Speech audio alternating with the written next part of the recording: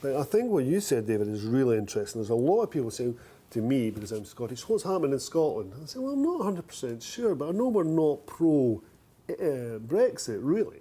But if there are kingmakers like Ruth Davidson, and there's a kind of feeling, Mandy, in Scotland that, you know, there's a powerful Remain community, and we know, you know, it was a very close vote in the referendum. People in Brussels are very interested to see what they're going to do next. So it wasn't a terribly close vote in Scotland. It was like, you know, 62%, I think it was, for Remain. I think in Scotland what's interesting is you were talking about the negotiating abilities and this feeling that they're not listening.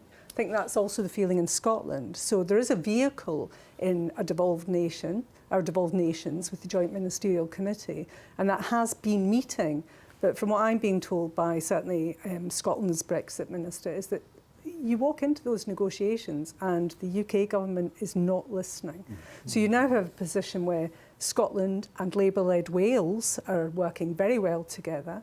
There's now a cross-party, I'm told, group being set up in Scotland under the auspice of Mike Russell, with Jackson Carlaw, who obviously works very closely with Ruth Davidson, to actually look at what they can do to work together to make sure that if they can press for amendments in the legislation that comes forward, that there might be some agreements on it.